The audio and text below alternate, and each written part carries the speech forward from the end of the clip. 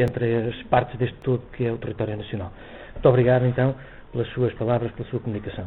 Vamos passar agora a palavra ao Sr. Dr. Mota Amaral e escutar com ele, então, a sua comunicação. Então, faz favor.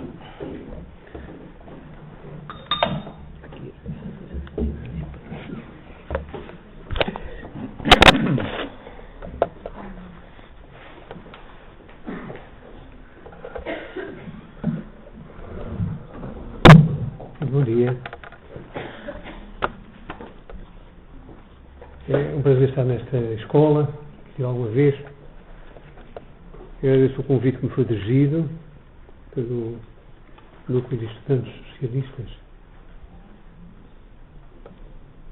Exprimo imensa curiosidade no facto de existir estudantes socialistas. Quer saber sempre estudantes que se dedicam a estudar o socialismo. Fiquei com tanta curiosidade saber quais as conclusões é que têm chegado, porque, do que tem sido observado ao longo dos últimos tempos, o socialismo hoje em dia é uma casta vazia. Mas o Nuno vai ter a obrigação de me explicar que não, senhor, que o socialismo está cheio de conteúdo, e, sobretudo, conteúdo empolgante para a juventude. Aliás, este convite chegou-me em condições, em termos que me entusiasmaram. Fiquei convencido que o núcleo socialista é, de facto, um núcleo surrealista. E porquê? Porque me convidaram para vir a um colóquio no dia 7 de Abril e pediram-me resposta até o dia 19 de Abril. Não há dúvida, o socialismo no que nasce é realmente uma organização bastante utópica, extremamente devastadora, é preciso ir a toda a pressa lá. Não queria que o senhor viesse. Tanto assim é que eu respondi imediatamente e com muito gosto. Ora bem,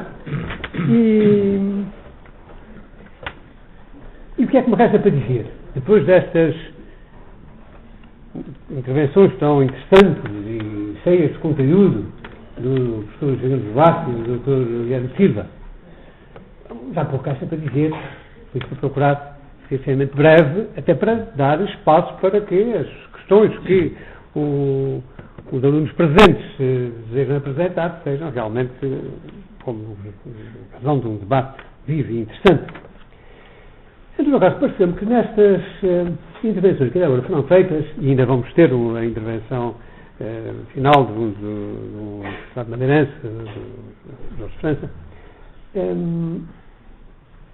faltou uma explicação porque é que os açorianos e madeirenses querem autonomia. Porquê? Explicou-se como é que isso funciona, quais são as leis sobre que assenta. Mas porquê é que eles querem autonomia? E, sobretudo, convém lembrar, tomo eu este encargo por ser o mais antigo do painel, convém lembrar que esta questão tem mais de 100 anos. Aliás, até nas suas raízes, muito mais do que um século. Ora, os açorianos e os madeirenses querem autonomia porque, durante muitas e muitas gerações, se consideraram esquecidos, abandonados pelo poder central. Nunca foi questão, em termos substanciais, de quererem afirmar a sua identidade própria, que a têm, em contraposição a Portugal, digamos, ao poder dominante. A nossa atitude é, por isso, muito diferente daquela dos antigos territórios coloniais que, muito natural e justamente, procuraram a sua independência e tiram o seu caminho. A identidade própria das estudantes e madeirenses sempre se situou na perspectiva de sermos portugueses. Mas queremos ser portugueses de primeira classe e não de segunda. Este foi sempre um ponto fulcral. Por isso, a reivindicação da autonomia não é apenas uma questão de dispormos de dinheiro para fazer isso e aquilo e aquilo outro. Não! É, sobretudo, uma questão da afirmação da nossa dignidade. É uma razão política, a que está na origem da autonomia regional nos Açores e na Madeira. Esta autonomia é reclamada, como já disse, ainda desde o século XIX, e foi justificada por essas razões, mas construída sempre em solidariedade.